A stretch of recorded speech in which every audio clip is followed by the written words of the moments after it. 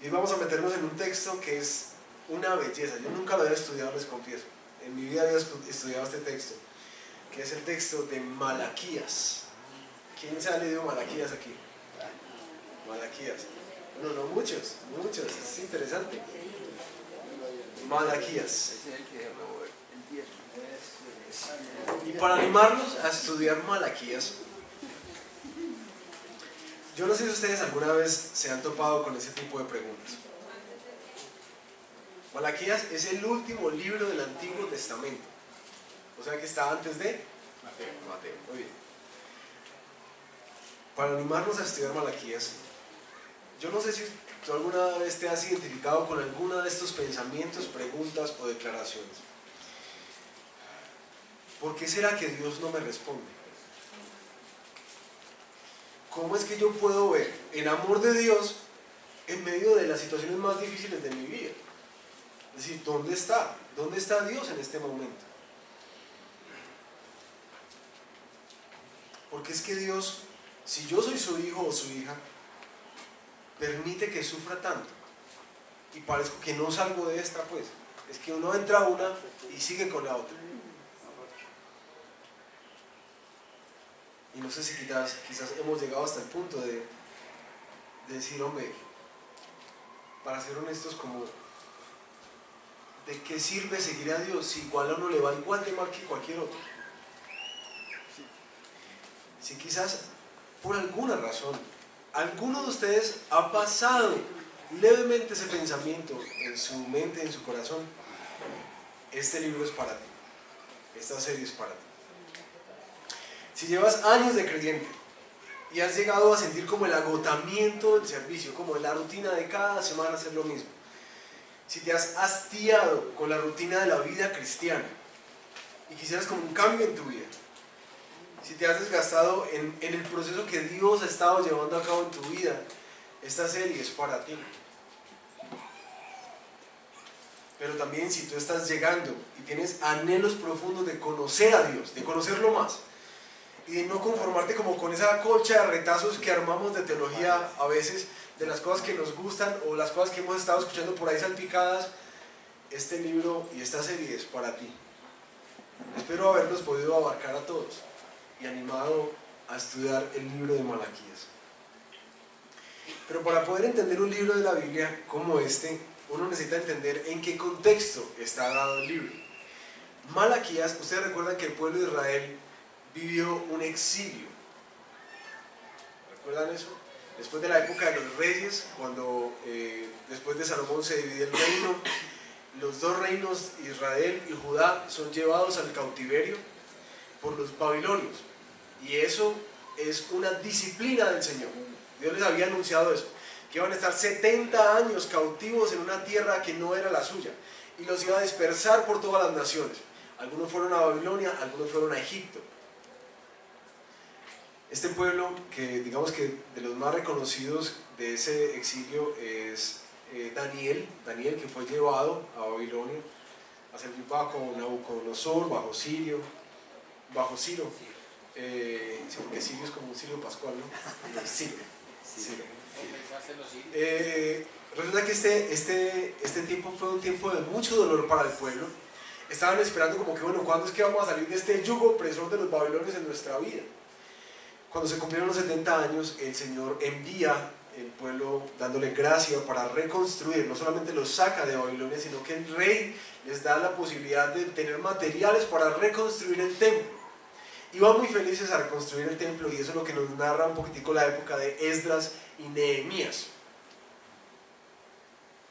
Algunos están aquí como forzando el cerebro a tratar de entender dónde es que estamos parados. Esdras y Nehemías narran la reconstrucción del templo. Malaquías aparece 100 años después de que el pueblo de Israel salió de Babilonia. 100 años después. Resulta que en esta época el pueblo había salido con una expectativa muy alta, porque en medio del tiempo de cautiverio en Babilonia y después del tiempo de reconstrucción había muchas profecías de lo que Dios iba a hacer, de la restauración de Dios, no solamente de la ciudad, sino de la prosperidad de la ciudad de Jerusalén. Dios había enviado a profetas como Ezequiel, a animar al pueblo, a mostrarle la restauración del segundo templo, que iba a tener una gloria mayor, una gloria más grande todavía que el primer templo. Había hablado de un Mesías que vendría y que quitaría por fin el yugo opresor de los asirios, de los babilonios. Ahora este pueblo estaba bajo el yugo opresor de los persas. El pueblo, después de esos 100 años, cayó en un desánimo en su fe. Estaban muy frustrados y empezaron a preguntar: ¿dónde están las promesas de Dios? En esta época, particularmente en la ciudad de Jerusalén, el pueblo mostró que el exilio no había cambiado sus corazones, porque nuevamente se corrompió, mostró nuevamente dureza hacia el Señor, y como consecuencia de eso, la corrupción, la injusticia, la pobreza y la opresión eran una realidad cotidiana dentro del pueblo de Dios en Jerusalén. Y es en este contexto que Malaquías revela el estado como si fuera un diagnóstico de cómo está el pueblo después de 100 años y cómo es que ese sentimiento como de frustración al no ver la prosperidad del Señor los ha llevado a tomar ciertas actitudes hacia el Señor. Después de este tiempo de Malaquías, el Señor guarda silencio por 400 años. Nada se escribe, ningún profeta habla, nadie dice nada. Y 400 años el pueblo del Señor queda en silencio. Lo que hace Malaquías un texto muy importante, porque Malaquías es el último intento del Señor de volver su pueblo hacia Él mismo. Es el último intento que hace. Malaquías busca ayudar al pueblo a aprender a adorar al Señor, aun cuando sus promesas de restauración no las vean. Y por eso es que particularmente le había pedido a Cindy que diera testimonio este domingo. Porque ¿cómo es que uno puede experimentar gozo en medio de tiempos de aflicción? Eso es lo que nos va a hablar de Malaquías. Así que si ustedes se dan cuenta, es sumamente importante para nuestra vida hoy. ¿Recuerdan hace unas semanas atrás que les dije, bueno, los que estén sufriendo por esto, pónganse de pie, los que estén sufriendo con esto, pónganse de pie, y resultamos toda la iglesia de pie?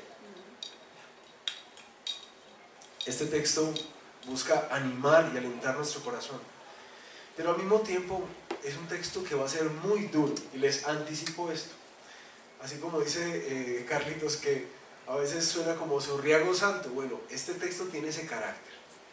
Tiene un carácter de recomponer la adoración del pueblo en medio de tiempos difíciles, pero tiene un carácter de llamarnos nuevamente al arrepentimiento y a la fe, de abrir nuestros ojos a dimensiones mucho más amplias de nuestra comprensión de fe que tenemos hasta ahora. ¿Les abrí el apetito por Malaquías? ¿Sí? ¿Tienen ganas de estudiarlo?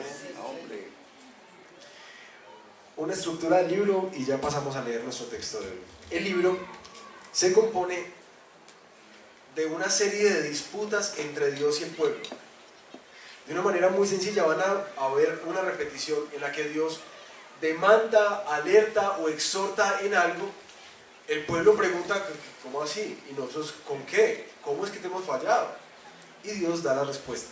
Y en eso van a ser 6 veces Dios va a hacer eso. Dios exhorta algo y denuncia algo en el pueblo responde que ¿cómo así que nosotros no hemos hecho eso? Y Dios le va a responder. Básicamente son 8 en los que dice el Señor, yo los amo, y el pueblo pregunta, ¿cómo nos has amado?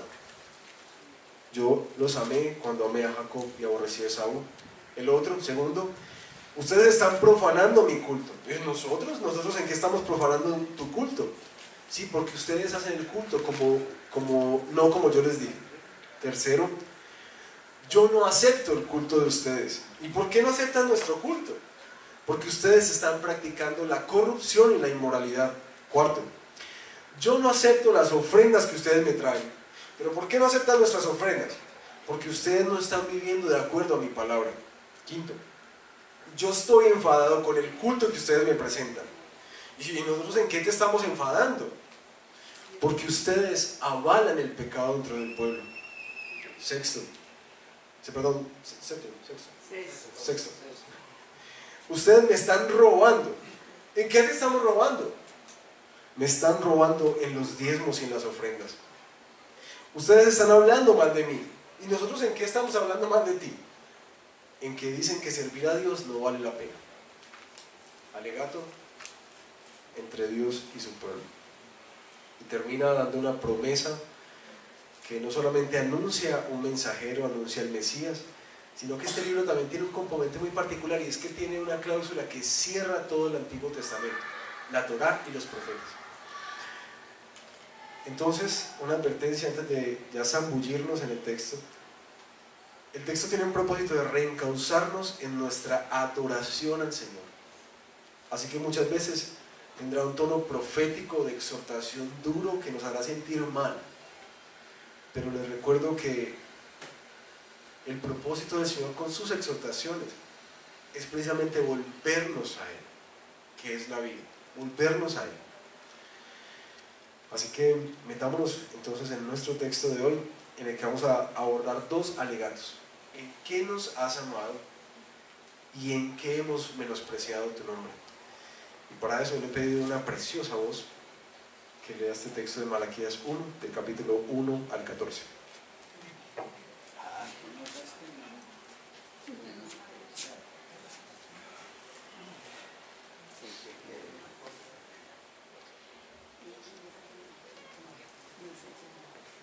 Malaquías capítulo 1. Esta profecía es la palabra del Señor dirigida a Israel por medio de Malaquías. Yo los he amado, dice el Señor.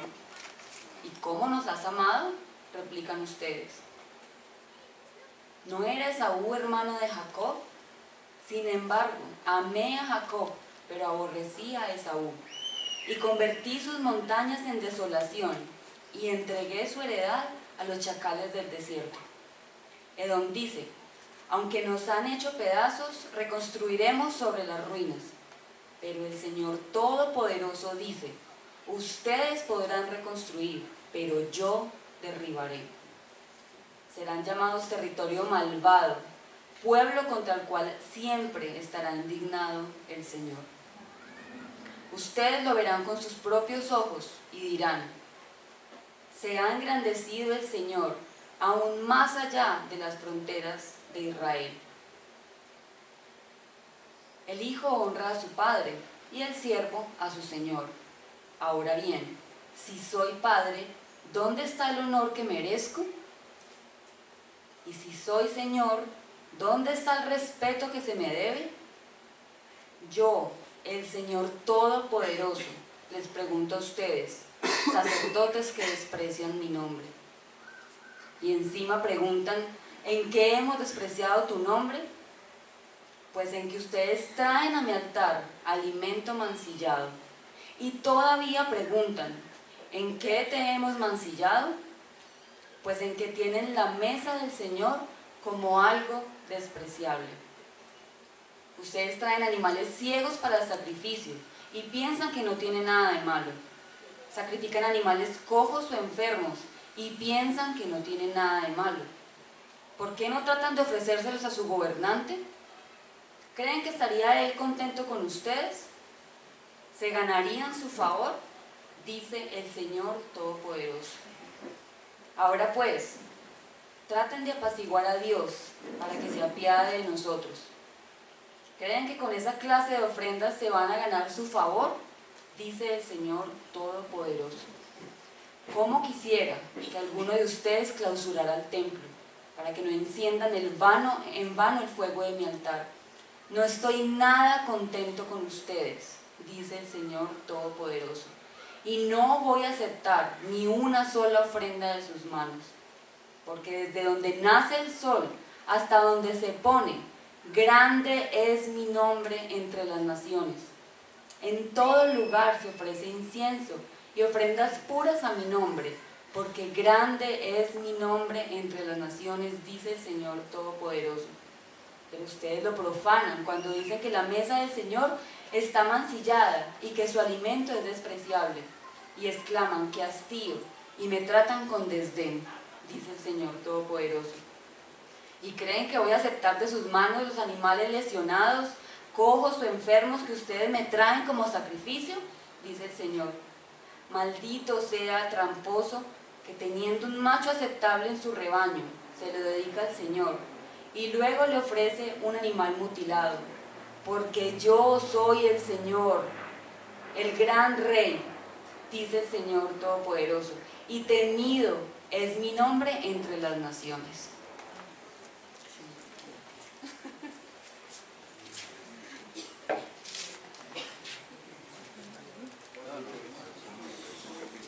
¿Estamos preparados?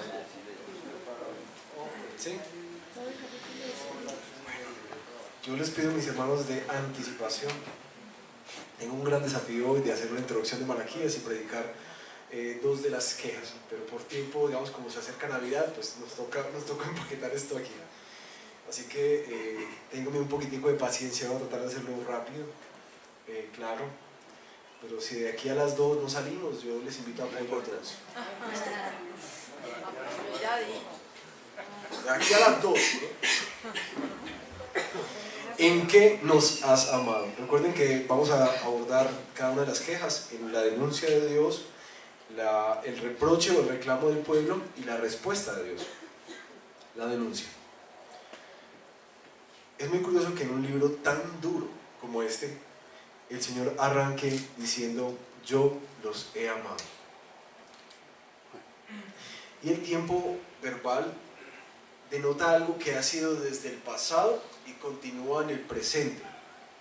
El amor del Señor ha sido una realidad constante a lo largo de todas las Escrituras, a lo largo de la vida de este pueblo.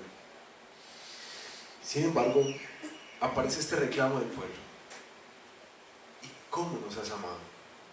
Otras versiones dicen: ¿en qué nos has amado? Y yo no sé si ustedes logran ver el dolor de esa pregunta. Esa pregunta es profunda. Señor, ¿en qué? ¿Sí, en qué? ¿No nos ves cómo estamos? ¿En qué está tu amor? ¿Dónde? Es el dolor el que hace salir ese tipo de preguntas. Y son las circunstancias adversas las que revelan de alguna manera ese sentir del corazón. El pueblo tenía un tributo pesado, todavía estaba subyugado allá al imperio persa. El templo no reflejaba para nada la gloria que supuestamente debería tener. La corrupción, la pobreza, la falta de cultivos era una realidad para ellos. Nada de lo que se había prometido pues de alguna manera estaba ahí, tangible para ellos. Y es en medio de la adversidad donde ellos decían: ¿dónde está tu amor? ¿En qué? Y yo no sé si ustedes se han dado cuenta que la adversidad tiene esa característica para nosotros, que la adversidad nos hace dudar del amor de Dios. Si sientes que Dios te ha fallado, que no te ama, que no le importas, esas cosas tienen como muchos matices en pensamientos, como: Señor, tú no has restaurado mi salud, tú no has restaurado mi familia, mi matrimonio. Sigo constantemente con esta intranquilidad, con esta falta de paz. Para mí parece que no hay felicidad, a mí no me sonríe el sol. Sigo sin trabajo, sigo solo, sigo sola. Mis hijos siguen perdidos. Este dolor que me aqueja no para. Y es ahí donde le hace esa pregunta: ¿en qué nos has amado? ¿O no? ¿Dónde está tu amor? Como consecuencia del sufrimiento o de la adversidad, el pueblo llegó a endurecer su corazón a tal punto que no podía ver el amor de Dios en nada. Porque eso es lo que dice la pregunta: ¿en qué? ¿Cómo? ¿Cómo nos has amado?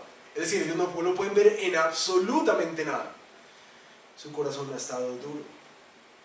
Y creo que para entender un poquitico el sabor que Dios puede sentir con respecto a esta respuesta de parte del pueblo, es como para quienes tienen hijos, que se han sacrificado por ellos de muchas diferentes maneras, y que en medio de una rabieta, en medio de una situación adversa en las que la nevera empieza a parecerse como una fuente, agua y luz, no hay nada, en medio de las crisis más agudas de la vida, tu hijo te pregunte, papá, ¿en qué me has amado? Yo no sé si logras percatarte del dolor que puede generar esa respuesta en un papá. La respuesta de Dios es: yo amé a Jacob, pero aborrecí a Esaú. No sé si les parece muy rara esa respuesta. Porque uno esperaría, no, pues ustedes no se dieron cuenta que los saqué del exilio, que les he dado esto, aquello otro, pues mal que bien les di material para la construcción del templo. Pero esa respuesta de Dios, yo amé a Jacob y aborrecí a Esaú. La respuesta de Dios, ya que lo tienen fresquita de la serie pasada, es la doctrina de la predestinación. Recordemos que Dios no tenía que escoger a nadie en este mundo, a nadie. Que todos, por nuestras acciones y por nuestra rebeldía contra Dios, somos de hecho objeto de su ira. Sin embargo, de todos los pueblos de la tierra, Dios dice en el Antiguo Testamento que Él escogía al pueblo más insignificante de todos, no por ellos, no, eso era el pueblo más pequeño, pero Dios en su misericordia, pudiendo despreciarlos a todos, decidió escoger a ese pueblo, hacerlo su pueblo, su especial propiedad. Y para poner de relieve el amor y la misericordia que el Señor ha manifestado desde el pasado hasta el presente por este pueblo, pone de relieve la contraparte, es decir, no al quien amó, sino al que aborreció. Y ahí es donde nuestro texto nos lleva en versículos 3 y 4. No era Esaú hermano de Jacob, es decir, estaban iguales, eran mellizos. Sin embargo, yo amé a Jacob, pero aborrecí a Esaú, y convertí sus montañas, ¿las montañas de quién? De Esaú, en desolación, y entregué su heredad a los chacales del desierto. Edom, los descendientes de Esaú, el pueblo edomita, dicen: aunque nos han hecho pedazos, reconstruiremos sobre las ruinas. Pero el Señor Todopoderoso dice: ustedes podrán reconstruir, pero yo derribaré. Serán llamados territorio malvado, pueblo contra el cual siempre está indignado el Señor. La respuesta de Dios quiere poner en manifiesto qué pasaría si Dios no hubiera decidido amar a Israel. De hecho, para el tiempo de Malaquías, los edomitas ya no existían. Así que la sola existencia del pueblo hace notorio el amor y el compromiso que Dios ha tenido con ese pueblo, a pesar de que no ha restaurado toda la prosperidad que ellos esperarían. Creo que para nosotros esto tiene un eco muy importante en Romanos. En Romanos 5:8 dice: Dios demuestra su amor para con nosotros en esto, en que cuando aún todavía éramos pecadores, Cristo murió por nosotros. Así que, mis hermanos, el mejor recordatorio del amor de Dios no es la prosperidad. El mejor recordatorio del amor de Dios no es tu salud, no es las oraciones contestadas. Según ese texto, el mejor recordatorio del amor de Dios es su Hijo Jesús. Así que si por alguna razón, en alguna situación adversa en tu vida, tú estás dudando como que: Señor, ¿y dónde está puesto amor? Lo que nos invita a este texto es a que pongas tus ojos nuevamente en Cristo. ¿Cómo sé si Dios me ha amado y me ama? Fija tus ojos en la cruz. Porque ese es el recordatorio de que Él nos ha amado y nos seguirá amando. Y aquí quisiera hacer una nota, porque este pueblo, yo sé que es muy diferente a nosotros. Este pueblo ve las bendiciones de Dios y el amor de Dios ligado a las bendiciones materiales de Dios. Nosotros no somos así, ¿cierto? Para nada. Mis hermanos, eso es teología de la prosperidad. Amamos a Dios por lo que Él nos da. Y hay si no responde a lo que sembramos, a lo que damos y a lo que gastamos en Él. Pero lo que este texto nos quiere recordar es que, mis hermanos, nosotros somos creación de Dios. Él no nos debe nada a nosotros. Nada. pero por su misericordia nos ha mostrado gracia en Jesús. Así que no hay un punto en donde uno pueda alegar contra Dios, pero ya pues hermano, manifiéstese en esta situación.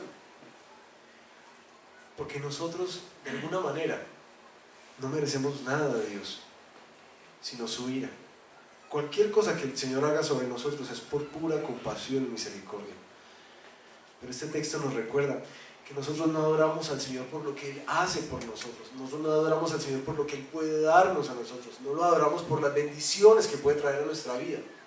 Y mucho cuidado, porque todos nosotros rapidito caemos ahí, si no es que estamos andando ahí. Adoramos al Señor de acuerdo a lo que nos da. Y entonces, ¿qué pasa cuando no nos da? No adoramos. Así de simple. Cuando no nos responde, entonces esto no me está funcionando. Entonces este negocio no cuadra. Dios no me sirve.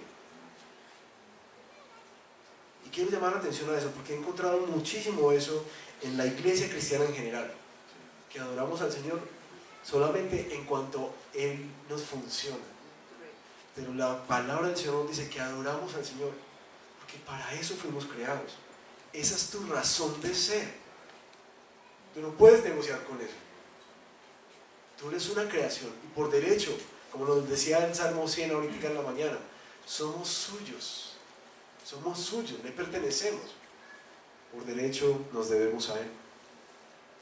Por eso la fe que quiere formar el Señor en este pueblo, que está pasando por adversidades en su vida, que no está viendo la bendición y la provisión y las sanidades de Dios en su vida, es una fe como la que dice el libro de Job, capítulo 3, versículo 15.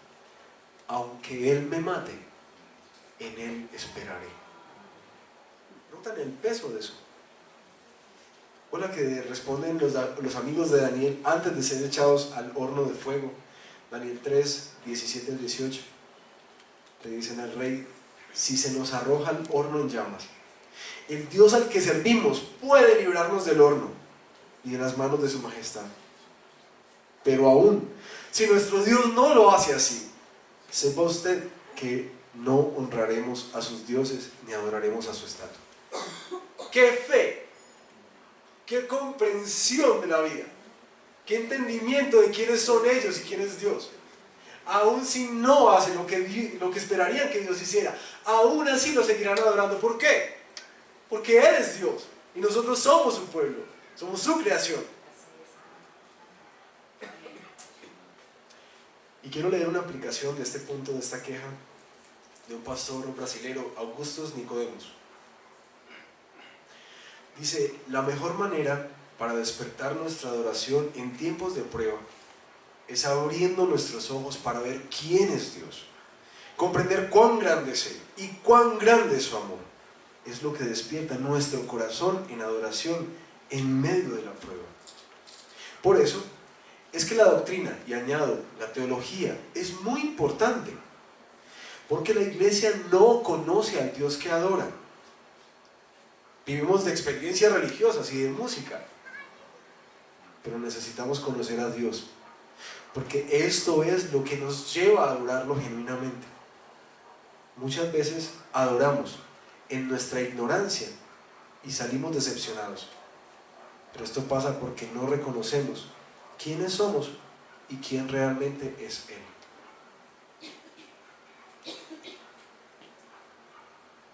La segunda queja de nuestro texto: ¿en qué hemos despreciado tu nombre? La denuncia a Dios arranca en el versículo 6, vayan ahí en sus Biblias. El hijo honra a su padre y el siervo a su señor. Ahora bien, si soy el padre, ¿dónde está el honor que merezco? Y si soy señor, ¿dónde está el respeto que se me debe? Yo, el Señor Todopoderoso, les pregunto a ustedes, sacerdotes que desprecian mi nombre. Esta queja hace un zoom ya no sobre el pueblo en general, sino sobre los sacerdotes. Los sacerdotes eran las personas que estaban encargadas de rendir culto a Dios, servían dentro del templo en diferentes roles, Eran los que cuidaban el santuario, los que limpiaban, los que hacían cantos, los que edificaban y enseñaban a otros en la fe, pero particularmente uno de los roles que constantemente hacían era sacrificar animales. Uno tiene una imagen como muy romántica acerca de los sacerdotes a veces en el Antiguo Testamento, como que estaban cantando y uno tiene toda la imagen de que no, que estaba un combo de gente ahí como haciendo un coro, pero la verdad es que la mayoría de ellos tenían un trabajo bastante rutinario. Simplemente mataban animales día y noche, todo el tiempo, y después tenían que limpiar eso. Ese era el culto, porque el pueblo constantemente estaba trayendo ofrendas a Dios, ofrendas por el pecado. Recuerdan que si cometían pecado tenían que mandar un animal para que él cargara con ese precio y pagara los platos rotos, ofrendas de gratitud cuando recibían sanidades o cosas por el estilo. Diferentes tipos de ofrendas eran llevadas al templo. Entonces el trabajo de estos hombres pues era algo rutinario. La situación de los sacerdotes, ¿cierto?, los que eran siervos del templo,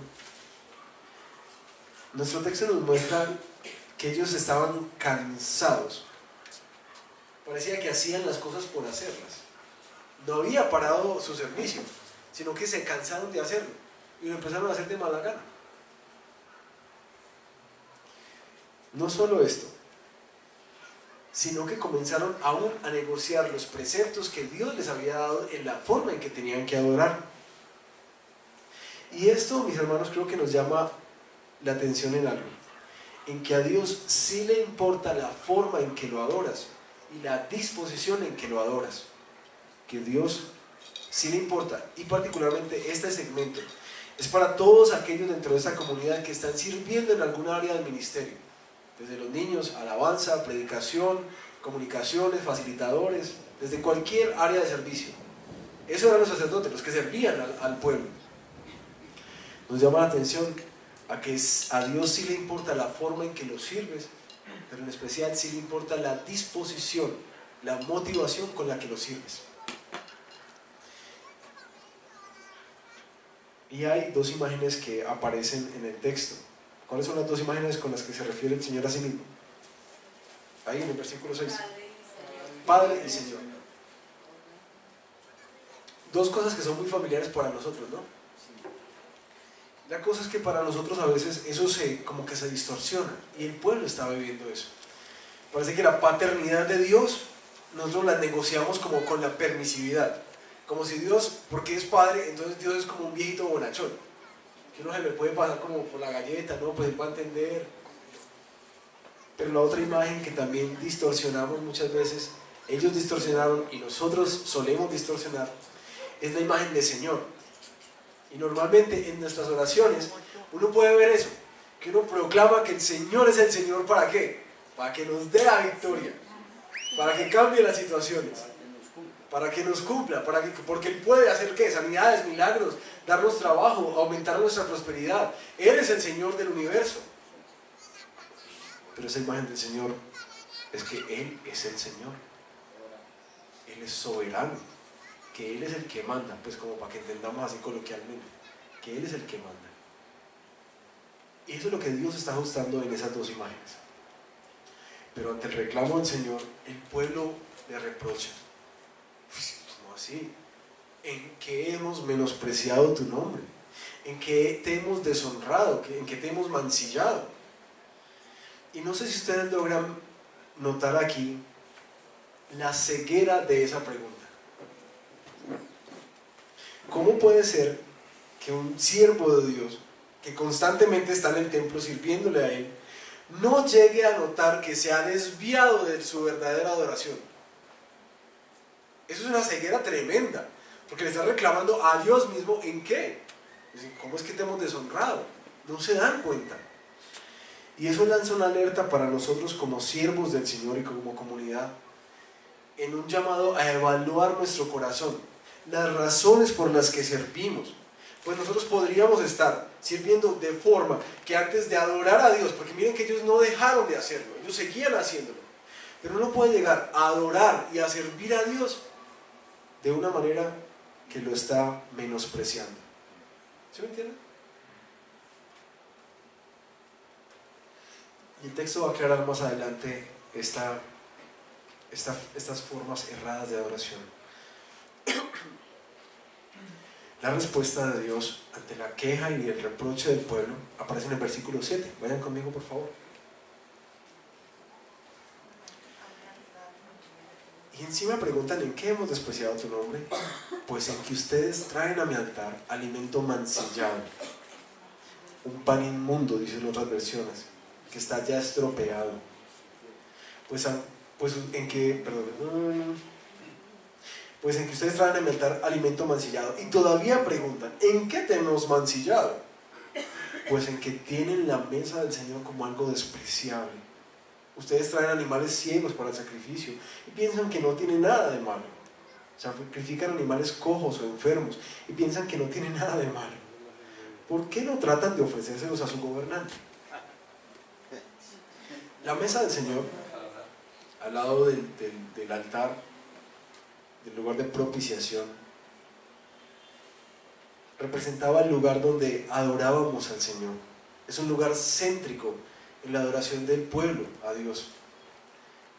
Ese era su servicio a Dios, y ellos estaban teniéndolo como inmundo, como algo despreciable.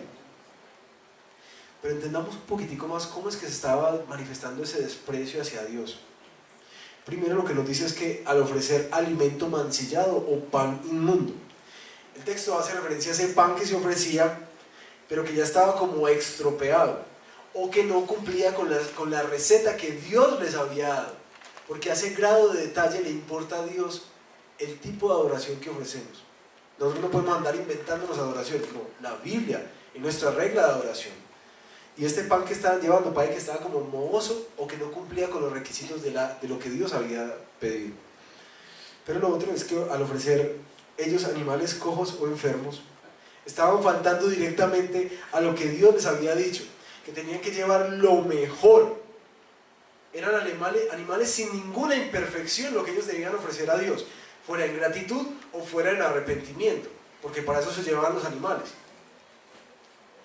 Era lo mejor del rebaño, pero ellos estaban trayendo lo que sobraba por ahí, el descarte. La advertencia que Dios les había hecho aparecía en Levítico 22, cuando les decía que si traían sobras o que si traían lo estropeado. El problema es que con ese acto ellos estaban despreciando su nombre. ¿Sí? Con ese acto estaban despreciando a Dios. Y esto tiene dos implicaciones para nosotros hoy. Una es que la calidad de lo que ofrecemos a Dios sí importa. La calidad de lo que ofrecemos a Dios sí importa. Porque la calidad, en últimas, mostraba lo que había en su corazón, en el corazón del pueblo. Si el pueblo traía el descarte, ¿qué hablaba eso? De lo que sentían acerca del Señor. Aquí la cuestión no era dar por dar o servir por servir. Y Dios llama la atención a eso. Dios quiere lo mejor. Y creo que trayendo este texto a nuestras implicaciones presentes, nosotros no traemos ya ni corderos ni vacas, gracias al Señor, porque no estaría manchado de sangre todo el tiempo yo ofreciendo sacrificios. Pero sí ofrecemos sacrificios de adoración y de gratitud a Dios. ¿En qué? En nuestros tiempos, en nuestro talento, en nuestro servicio, en nuestras ofrendas y diezmos. Y haciendo esa connotación, creo que tenemos que repensar este postulado, que la calidad de lo que ofrecemos a Dios sí importa. Porque lo que ofrecemos a Dios revela quién es Él, no solamente en nuestra vida, sino que lo revela para otros. Si damos lo que sobra de nuestro tiempo a su servicio, dentro o fuera de la iglesia, o si nunca nos queda tiempo para servir en nuestras apretadas agendas, ¿qué es lo que revela esto de tu Dios? Que lo estamos despreciando. Si eres lo último que aparece en las prioridades de tu vida, en cómo manejas tu tiempo, ¿Qué es lo que revela Dios? Que Él no es digno, lo deshonra. ¿Qué más? ¿Qué más dice eso? Que Él no importa, que Él no se merece lo mejor.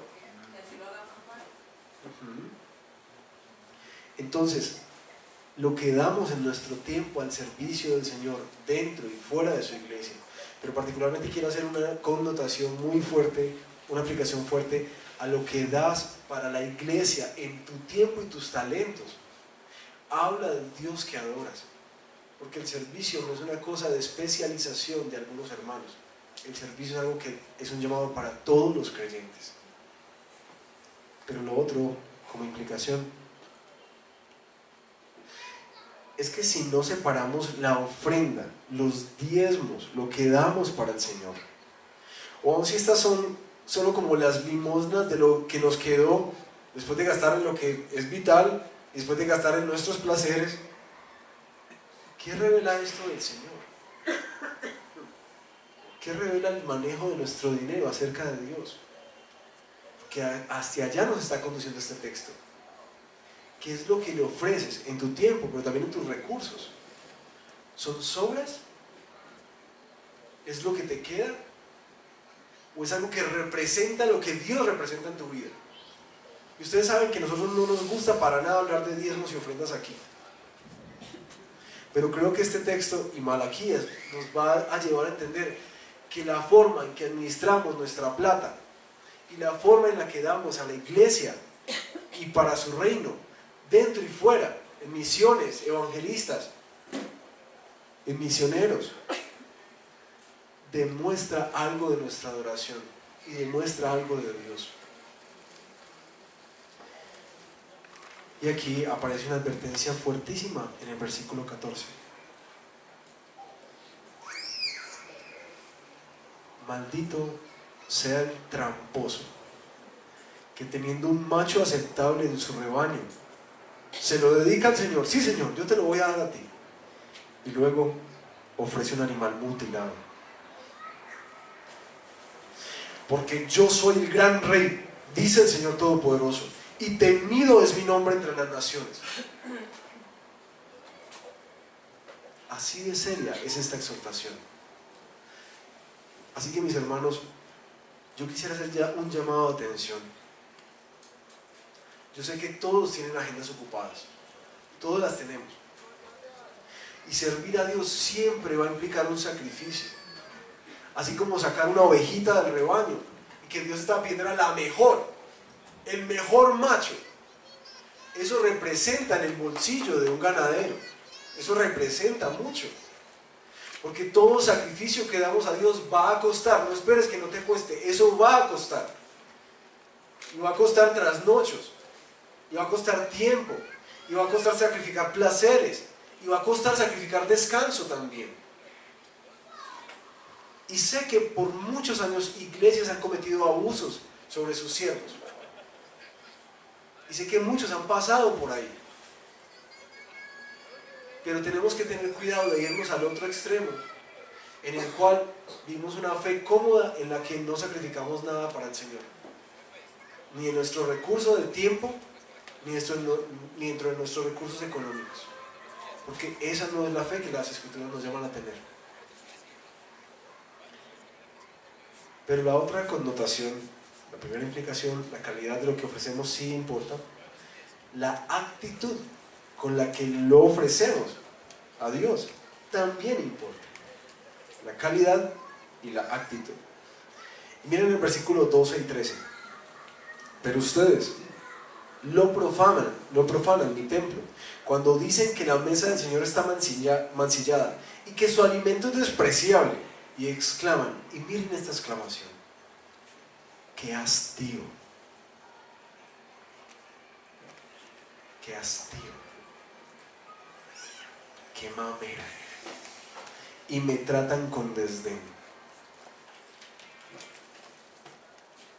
¿Te imaginas estos siervos del Señor,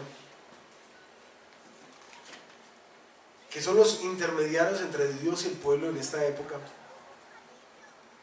sirviendo con hastío? Qué pereza hacer esto todo el tiempo, qué mamera. ¿Te imaginas un pastor, te imaginas mi propio corazón ofreciendo la predicación o la alabanza? ¿Qué hastío hacer esto? Otro domingo que mami, otra predicación. ¿Te imaginas uno estar adorando al Señor y al mismo tiempo despreciándolo en su corazón? Es muy teso.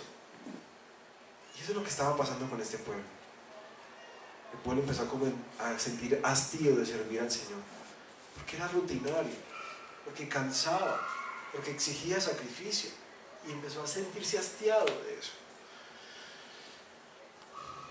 Y mis hermanos, creo que también aquí hay una alerta para nosotros, porque es muy fácil llegar allá, pero creo que el rescate que Dios nos hace en este punto, no es que entonces, no, es que yo me siento como muy hastiado, entonces más bien voy a parar de servir hasta que me nazcan nuevas motivaciones más santas. Creo que si en algún momento tú has llegado a sentir que le estás haciendo un favor al Señor, o que le estás haciendo un favor a la iglesia con tu servicio, creo que sí es tiempo de parar. Pero parar no para quedarte sentado y aplastarte en una silla. Parar para buscar con pasión que el Señor encienda nuevamente ese fuego en tu corazón. Para eso es que paramos, no para aplastarnos en una silla. Para que nuestra adoración sea nuevamente reencauzada. Y miren lo importante de lo que leíamos acá, que es que grande es mi nombre entre las naciones. Parece que la propuesta de este texto es que la adoración con pasión, con entrega, con sacrificio, con amor para el Señor, no es algo como que tú sientas hacerlo, es algo que se produce cuando tú recuerdas a quién es que estás presentando los sacrificios. La calidad y la actitud del ofrecido sí importa a razón de la persona a la cual tú lo estás ofreciendo. Y es solamente cuando nuestros ojos se pueden abrir a eso que podemos empezar a sentir pasión, y más que pasión y ánimo por sacrificarnos, empezamos a sentir un tremendo honor de servir para el Señor, de dar para el Señor. Esta mañana me sirvieron en el desayuno, me sirvieron la taza que está picada por un lado. Yo sé que eso solo me pasa a mí. Esa taza que uno esconde cuando viene alguna visita, ¿cierto? A esa nunca se le da una visita. ¿Por qué hacemos eso? ¿Por qué no sacamos la loza maluca cuando sale una visita importante? Por el respeto, por pena. Porque habla mal de nosotros. Habla mal de nosotros. Por aparentar. Y no sé si ustedes se han dado cuenta que hay gente a quien dice, no, pero ese sírvale a ese que no se le importa, sírvale a él que ese es de la casa. Pero si va alguien importante para ti, si va el jefe de tu negocio, aún algunos sé que tienen mucho temor, por ejemplo, cuando voy yo a la casa. No, pastor, espera que tengo que arreglar unas cositas, tengo que...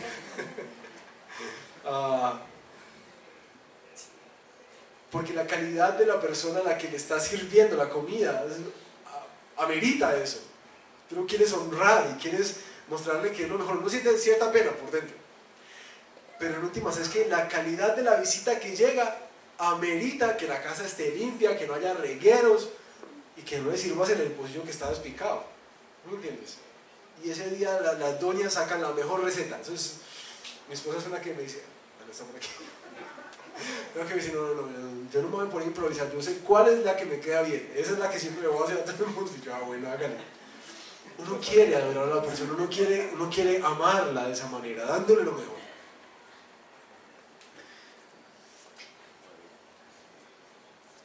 Entonces, si el llamado no es a como fustigarnos, a darnos un látigo santo para quedar en una culpabilidad que no lleva a nada. Lo que Dios quiere hacer es llamarnos al arrepentimiento y quiere avivar nuestro corazón. Y eso sucede cuando comprendemos quién es el Dios al que adoramos. Y miren versículos 11. Porque desde donde nace el sol hasta donde se pone, grande es mi nombre entre las naciones. En todo lugar se ofrece incienso y ofrendas puras a mi nombre, porque grande es mi nombre entre las naciones, dice el Señor Todopoderoso. Dicen los comentaristas y expertos en el hebreo que este texto se tiene que predicar y leer en una connotación futura de lo que Dios va a hacer, porque evidentemente en este momento no en todas las naciones se ofrece un fuego agradable al Señor, ni sacrificios agradables al Señor. Por eso dicen que como los tiempos verbales en hebreo son distintos, este texto debe ser traducido en un futuro, ¿no? Versículo 14: porque yo soy el gran rey, dice el Señor Todopoderoso, y temido es mi nombre entre las naciones. Más de 7 veces este texto repite que grande es el Señor, grande es el Señor. A ver si por algún lado le sienta. Como que nos recuerde a quién es que estamos adorando. Este no es un Dios de bolsillo, como una vez escuché una alabanza que casi la quemo, que Dios lo podía meter en el bolsillo. Ay Señor, qué bonito, qué pecado, muchachos, si cree que Dios lo puede empaquetar ahí. Qué tristeza, hermano. Grande es el Señor. ¿Cuál es el llamado entonces para nosotros hoy? El llamado del Evangelio aparece en el versículo 9. Ahora pues, traten de apaciguar a Dios para que se apiade de nosotros. ¿Creen que con esa clase de ofrendas se van a ganar su favor? Dice el Señor Todopoderoso. Esa es la invitación. Traten de apaciguar a Dios. Y mis hermanos, yo no sé si al escuchar este texto y esta predicación, tú te has dado cuenta que hay muchas cosas por recomponer en tu vida. He llorado casi toda esta semana este texto, porque reprendió cosas muy fuertes en mi corazón. Pero una de las cosas que más gratitud me produjo en esta semana fue recordar que Dios mismo se proveyó de un sacrificio perfecto, de lo mejor, de su único hijo,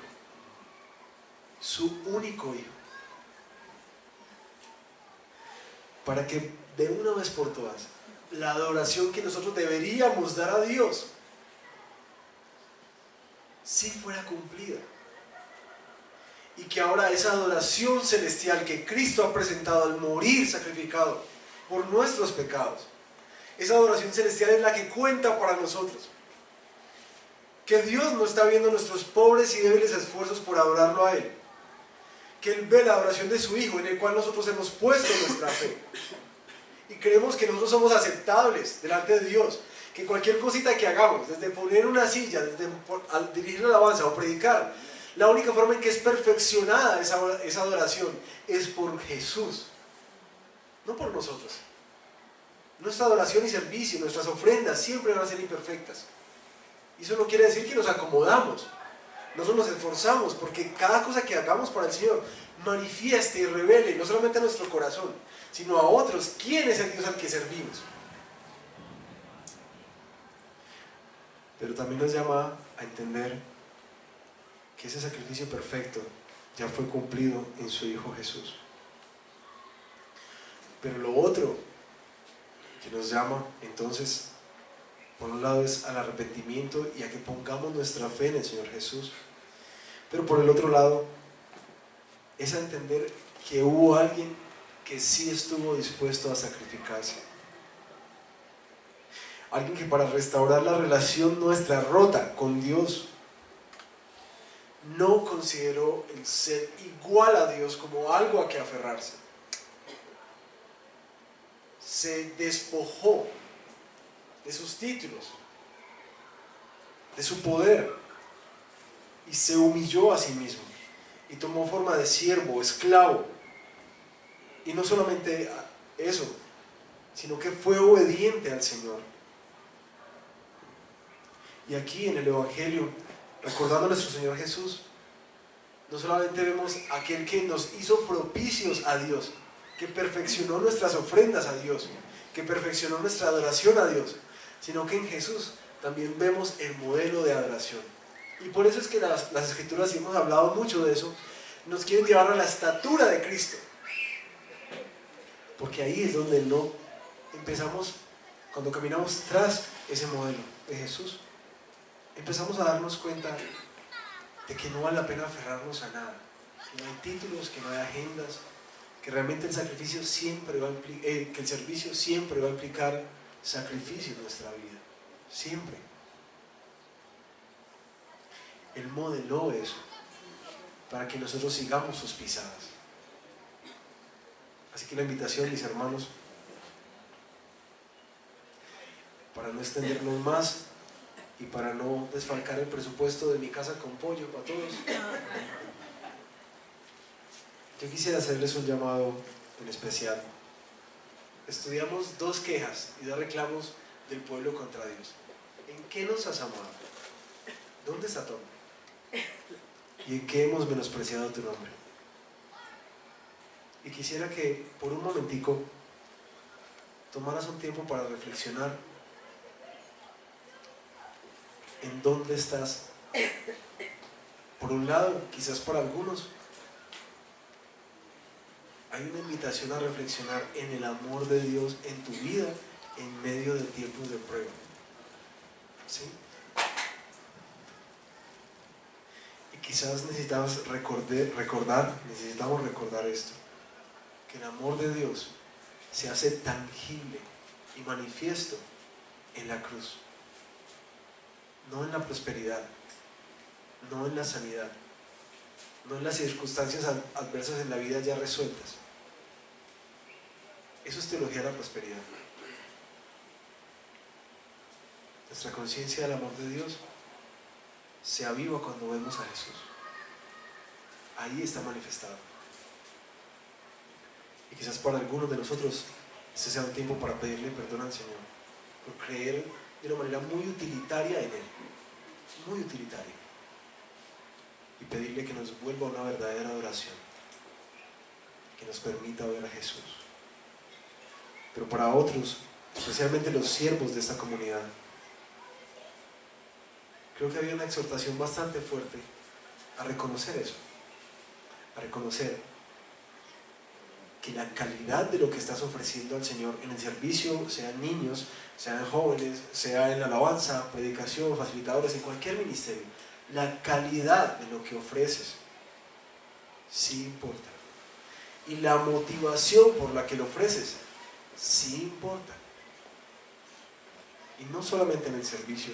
Y aquí hay una exhortación quizás para todos nosotros, y me empaqueto dentro de eso, que también la forma en que manejamos nuestras finanzas y lo que damos a la iglesia y lo que damos para que el reino de Dios avance también importa y habla del Dios al que adoramos. Así que quisiera terminar este sermón que tomando un tiempo para estar en silencio delante del Señor. El llamado que te hace a ti y que me hace a mí esta palabra en el día de hoy es acercarnos con la esperanza de que ya ha sido ofrecido el sacrificio perfecto por nuestros pecados, por nuestras faltas, por nuestra adoración floja. Ya fue ofrecido algo perfecto y que esa adoración ha contado ahora a tu cuenta. Ya Dios la tiene como si hubiera sido tuya por Jesús. Por eso nuestro llamado hoy no solamente es el arrepentimiento, sino a la gratitud. Gracias por Jesús. Y toma un momento en silencio para estar con el Señor ahí.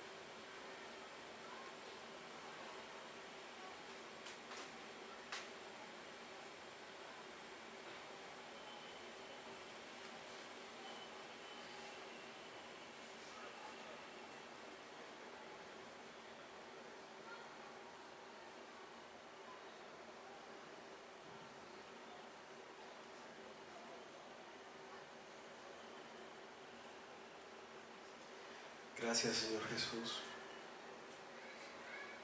Gracias porque tú eres el sumo sacerdote perfecto, porque tú eres el sacrificio perfecto, porque tú rendiste a Dios la adoración perfecta por nosotros.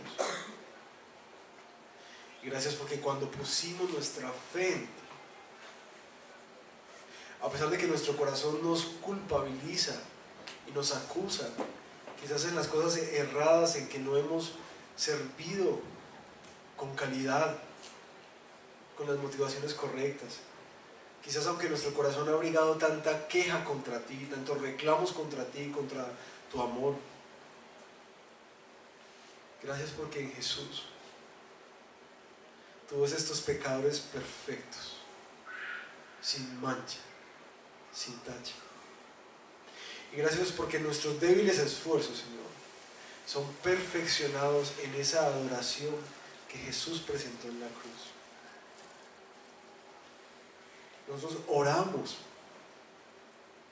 Señor, que cada vez más nos ayudes a entender lo que ha sido logrado en la cruz por nosotros, que no merecíamos nada de ti sino tu ira,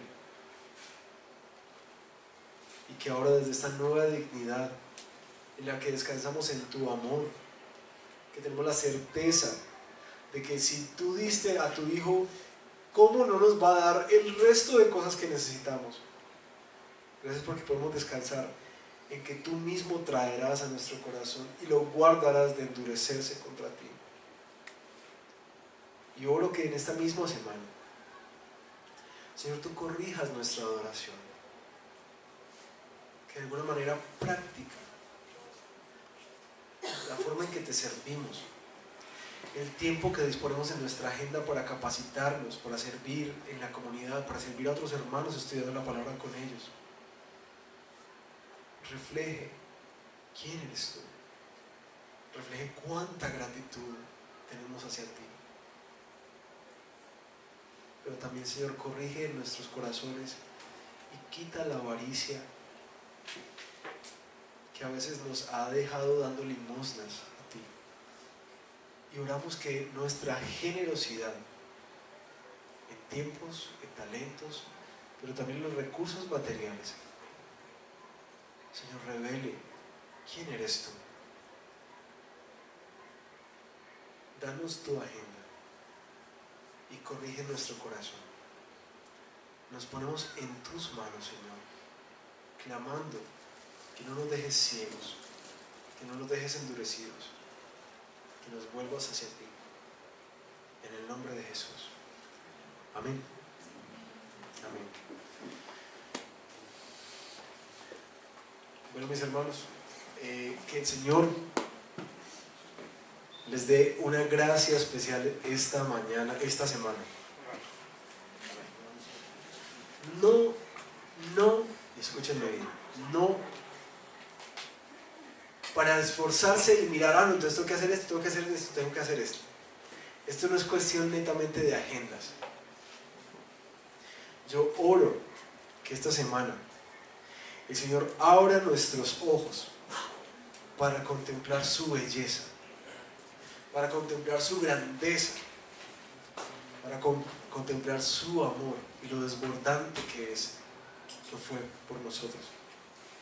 Porque solo desde ahí es que una verdadera adoración en tiempo, dones y dinero puede salir. De resto es una agenda personal. Así que oro que el Señor nos maraville esta semana con quién es Él, a tal punto que todas las cosas palidezcan, como nos decía Cintia ahorita, palidezcan, todas las circunstancias palidezcan a la luz de la belleza de su amor por nosotros y de su fidelidad. Amén.